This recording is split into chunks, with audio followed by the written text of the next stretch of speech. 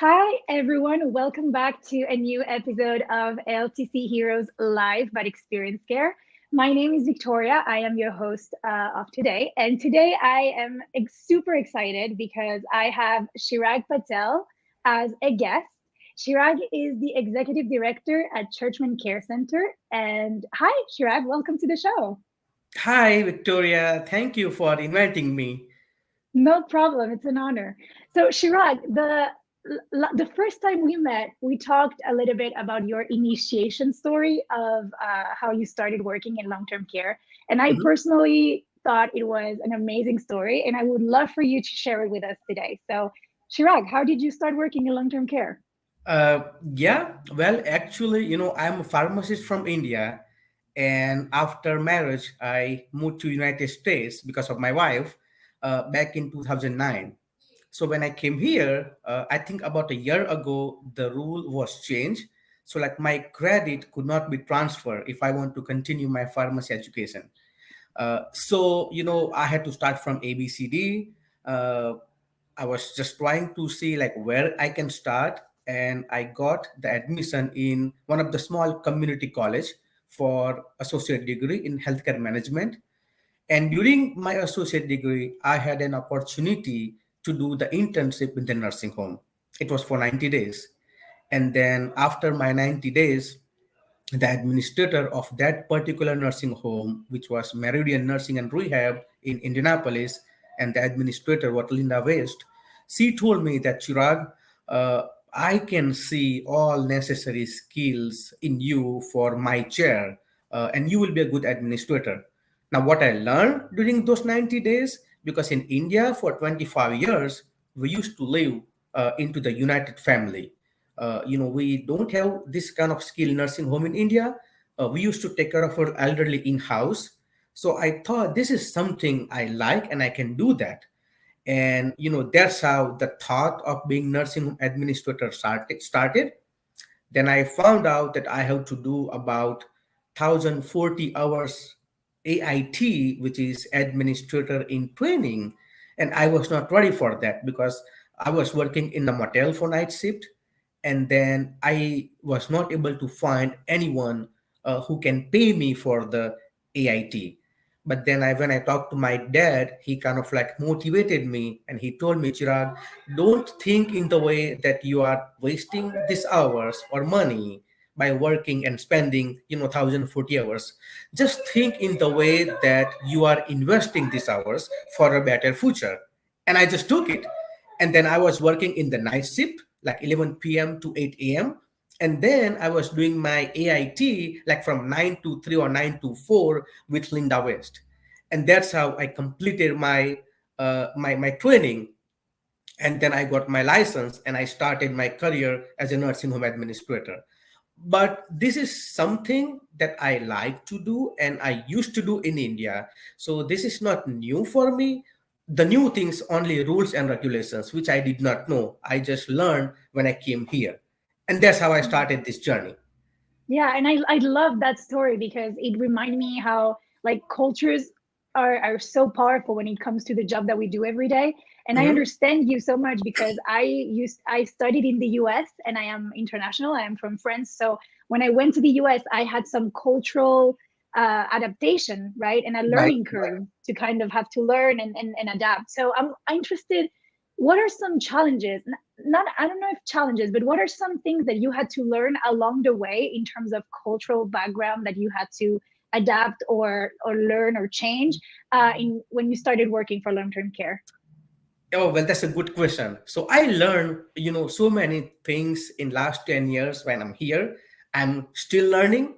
But main thing, obviously I learned all the rules and regulations of long-term care industry and the state of Indiana so I can serve this population. Uh, the culturally, I had to make sure that there was a English is not my first language, so we had to work on language. Then the tone, like the tone of the language, like how you talk to people. Sometimes what happened in other countries, few things or the way how we talk to people is normal, but then here it's not normal. So I had to learn that things. I also learned about like how to respect, how to treat. This is kind of like the universal thing, but again, you know I did not know that we have to treat people the way that we like to be treated. This is kind of like the special thing that I learned from here, and I'm still Yeah. learning. Yeah, that's wonderful. And I remember when we first met you, we were talking a little bit about your leadership style and how you became, the leader that you are today. And you Mhm. told me something that really stood out to me. And you said that you consider yourself a servant leader. And that is something that really stood out to me because I'm not used to listening to a leader calling himself a servant. So, how let's go a little bit into that. What are some specific examples that you can illustrate that concept of a servant leader? Yes, so servant leader, uh, the very specific example I will give you is Mahatma Gandhi. He's from India, who was the freedom fighter. He was the servant leader. Uh, Prophet Muhammad, that another religious example I learned, about him as well. So the servant leader, which means, you just don't have to be a servant leader, you have to be a servant person, because your servant trade, this is not only for your employees, this is for everyone. you know this is for your family, your wife, your kids, your relatives, your friends, your employees, your consumers, the population you serve. And how I can say that I'm servant leader, because I am a people person. I involve myself in my hiring process. I will just give work example. I am actually always available for my employees and for my patients. Okay, and they call me anytime. Also, on the day of the orientation, I'm actually spending some time with them. I give them my personal phone number. And in the beginning, what happened, that people actually start sharing their personal problem. Hey, I want to work such and such a shift, I like to work with you, I like to work in your building, but I have this problem. I don't have a babysitter, I don't have a car, my car is broke, I don't have a place to live. you know if you are a servant leader, then you will not take those problems too personally, but you will try to help them as much as you can. So for example, anyone who has housing problem, I do know a couple people who owns some independent motels, and when I talk to them, they can let them stay with some discounted rate. So it's just not about the work, it's for about everything. When you involve yourself in servant leadership, which means you really have to treat the people as a servant, like you are for them, you are available for them anytime, 24/7 a day, 365 days a year. That's how I am. And really, I can say that I am servant leadership with my previous experience, and then the way I involve myself with my staff and with my Yeah. patients. It's so important to have a healthy work environment and relationship with your manager or your employees that is healthy and that they feel like they can trust you. I Mhm. remember I started working as an intern here in LTC Heroes, and the reason why I stayed and I'm still here is because my manager is exactly like you said, a servant leader, and I think that's the most important thing for a healthy team, right? Yes, So, yes, 100%. Chirag, yeah. So, Chirag, when you talk about people that when you go into the recruiting process and you try to find those gems for your team, what are some attributes that you're looking for? What are some personality traits that you specifically want in someone in your team? So, very first thing that I'm looking into the new hire or new employees, their attitude, their positive attitude, and willingness to work in the challenges. Right now, healthcare industry is actually a little bit struggling. Well, not little bit, will be too little, but we are struggling with the staffing problem. Yeah. So when I involve myself in the hiring process, I tell them honestly, hey, we have some challenges, we have some staffing challenges, but you are the solution. Okay, If you come here, if you work for a day and two, and then you think that, well, I cannot work here because of the staffing challenge, and then you leave, I am not able to resolve my challenge because of the same attributes. What I need, I just need positive attitude to work with us. And struggle of staffing and other challenges are common everywhere. So the very main and very particular thing that I'm looking is positive attitude. That's the very first thing. Also, we are working in long-term care industry, so your tone, the way you talk to people, the way you treat other people, that is another important attribute I'm looking into the future employees. Because we are going to work with elderly. They may or may not be in their right mind. They have problem, they need love, they need care, they need help. And the person whom I'm hiring, I will have to make sure that that person treat my residents in right way and in positive way, with Mhm. their action, with their behavior, with their tone. So positive attitude and their behavior and the tone of the language, those are the main two things that I'm looking in the new hire. Now, as far as the money, as far as the job experience, that is kind of like the third thing which I'm not focusing that much. I'm focusing, the positivity, the attitude, and their willingness to work with my company and with my building for a long time. Yeah, for sure. And tell me a little bit about Churchman Care Center. So, what makes your building so unique, and why would someone want to, join your team and work for your facility? Very first thing, because I'm the administrator, so you have to work with me. That I'm just kidding. So, uh, Churchman Care Center, this is a nice building. We have about 115 beds. The very unique thing about my particular building is, because my population, yes, this is long-term care, this is skilled nursing facility, but we are specialized in treating people with alcoholism, with anti-antibiotic use. We are treating people who are drug users, homeless. And my population after COVID-19 is more kind of like the young population. So the new referrals we are getting, they're anywhere from 30 to 50 years old residents, not like very typical older 80, 90, 100 years residents. So this is kind of like our specialty, that we are treating younger population, who has some behavior problems, some mental health issue, some clinical issues. So those kind of residents are our focus. As far as the working environment, I have a great team. We all work as one team. And me, myself, and my managers, we are actually available for our floor stuff anytime.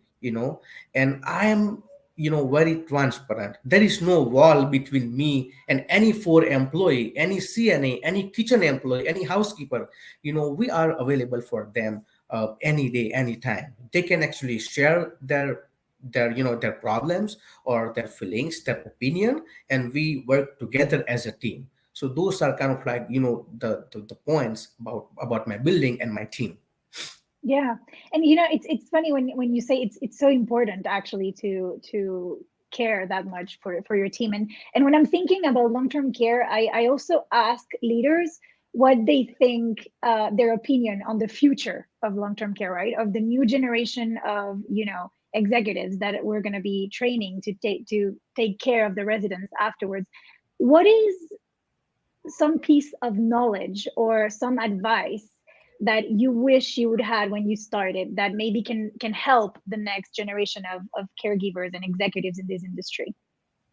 So for the future executives, one thing I will say, all the rules and regulation they can learn from the books, they can learn from the state rules and regulation website. The very basic thing they have to focus is their people skill. They have to be people person. They have to be down to earth person. You cannot run the building if you are not down to earth or not people person. This is very basic and very very required thing in this market and in this environment. because right now the long-term care is kind of like just shifting towards younger population. There are so many different options available for elderly. So after COVID especially, there is a change in the population, in the generation. Like the new patients we are getting, they are more like uh, the younger patients. In the past we did not have this kind of population, but now we are getting those people. So first of all, we have to be a people person. We have to be a good listener, because this young generation, the young patient, they like to talk. So they have to be people person, they have to be a good listener, they have to be active listener. Okay, and then also they have to make themselves available, anytime. The other stuff, the rules, the regulations, and all this stuff, they can learn from the books. It's not a big deal, but they have Yeah, to make themselves a people person. They don't have to be a servant leader. They can be any kind of leader, but they have to be a people person. for sure. Yeah. And you talked about the COVID pandemic a little while ago, and I think COVID has had such an impact in long-term care that we always call it like pre-COVID and post-COVID, because it's Yep. changed so much the industry. So tell me a little bit about what you've learned, not just maybe as a professional in long-term care, but also as a person. What has COVID taught you, and what are the things that now you're doing differently because of it?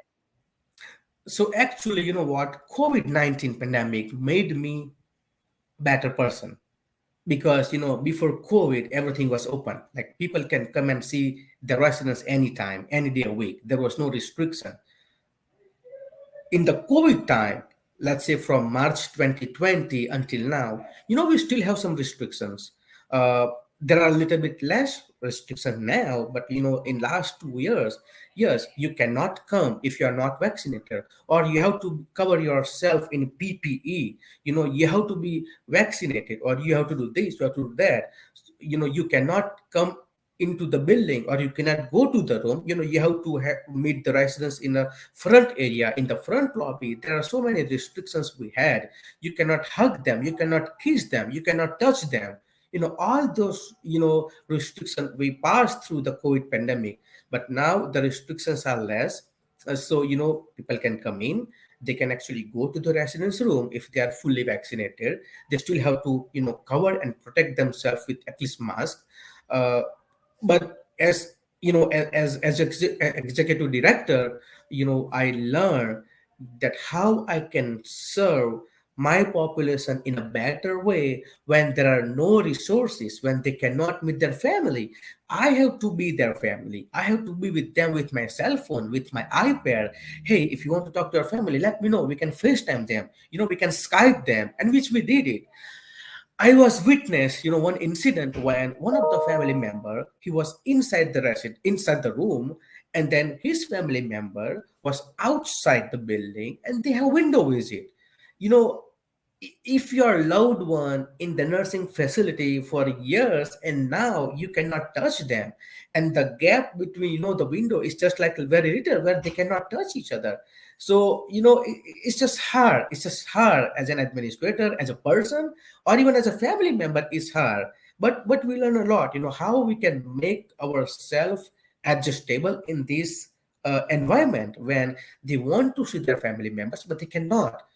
So last 2 years, not by myself, my entire team, we were available for the residents with our cell phone, with our iPads, with our laptop. And we actually, have like many examples that we are actually calling the families on their cell phone. All the family members, they have our personal cell phone numbers, so they can reach out to us about their loved ones whom they cannot see in person. Yeah. So, I actually that's such a nice story that you just told. I'm interested in. I think we've seen in long-term care, executives are very humble, and mhm. we like in our show we like to take their humble hat off and ask them about their proudest moment in their career. So what is what it can be a specific moment, a specific story, or just something that you achieved that you feel very proud of, anything in your career that you tell, your family about that you really makes you very passionate about long-term care, and makes you proud to work in this industry? Yeah, well, actually, you know, each moment of my work here is a proud moment because I have this opportunity to serve this elderly, who are in need of love, care, help. But the one thing that I will specifically tell you, we have a resident, I cannot mention her name. She actually come to my office maybe like 15 times a day. She cannot pronounce my name Chirag, so she calls me Chico, and I like that. I love that Chico. Her sister, she has only sister in her family, and her sister lives about 2 hours from my facility. Uh, she is also, about 80 plus years old. There was no way for her to physically come here and see her. It was more than 2 years. I actually made transportation arrangement for her. I actually went to her town. I picked her up and I brought her here into my nursing facility. And when my residents saw her sister after more than 2.5 years, and the way that she hugged her, I don't think so that I will ever forget this moment. It was just like the moment of proud. I can see that. I'm kind of like, my heart is strong, but this is the moment when, I had some tears in my eyes. I even just cannot mention. Yeah, It's just like, the tears of happiness when they, and the good thing about that, my resident is her mood is always go on and off, on and off. Some days she's in a good mood, some days she's not, but luckily, with God's help, she was in a good mood that day, and she was just so happy. They spent, time together for about like 2 hours, and then I made another arrangement to send her home, and I will just never forget this resident and that particular moment when they hug each other. that's beautiful. That's a beautiful story. And it's something so common for us, right? To just hug a family member, something that we do every day, but we don't Yes. think, oh, these residents, they are in a facility, and it's something that they appreciate so much that you can do for them. So it's beautiful. So Yeah. thank you, Chirag, for your work. It's really, really awesome. No problem. Um, Something that we also, now that we have asked about your proudest moment, I also like to ask about a favorite failure, because sometimes we think as failure as something bad, but the truth is a failure makes us grow and makes us Mhm. learn. So I'm interested in a particular failure that you've had in your career that you think that you wouldn't be the same professional and the same leader and the same person you are today if you wouldn't have had it. Yeah, so it's kind of like the moment, generally I don't take any moment as a failure, but it was kind of like the experience I had, from that I learned a lot. We had, about like 5 years, 6 years ago, when I was the administrator in one of the other building, we do have memory care unit, and we got a new admission. It was about 5 p.m. So when whenever we have a new admission, we always discuss with the team that, hey, we have such and such coming in today, and we got this new lady. Now, when I met her, when I saw that lady, there was no way for me to differentiate she's the patient or she's the family member. She was just looked so fine, but she has something wrong in her brain, and that's why she was looking for memory care, like locked unit. So she was, in my locked unit.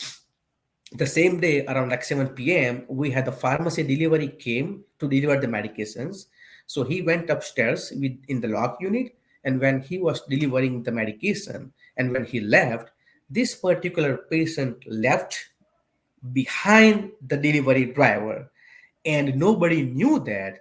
She also exited out from the main door, and my front desk associate was not able to identify that lady because she just came like 3 hours ago, and she looks like absolutely fine. uh, so ultimately she exited out my building, and when any resident who exit out the building, it's called an elopement. And that is, as an administrator direct or executive director, this is not kind of like the good thing for you to have anyone leave building. So that was kind of like the one of the thing that I learned, and then we made a plan. We got the tag from the State Board of Health on that, and we had to have a specific plan how we cannot let this kind of mistake happen in the future. So we had our binder, we have our elopement, where we put the resident's photo and say, hey, this person belongs to memory care unit, so we'll have to make sure that nobody leaves. And then we also instructed the people in our locked unit that, hey, whenever anyone leaves that unit, we have to make sure that that person leaves by himself without anyone behind them. But I Yeah. learned a lot from this particular incident, that when someone exit the nursing facility.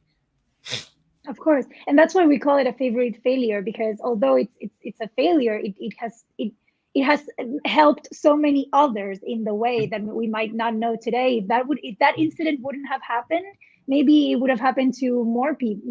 Like it Yep. helped you become the professional you are today. So that's why we love this question on the show. I would like to take a second to thank our sponsor. So this episode has been sponsored by Experience Care. It's the most comfortable and intuitive EHR on the market. And if you like to learn more about how you can improve your efficiency, please go to experience.care/guarantee to take a test drive and see why Capterra has named Experience Care the best valued assisted living software of 2021.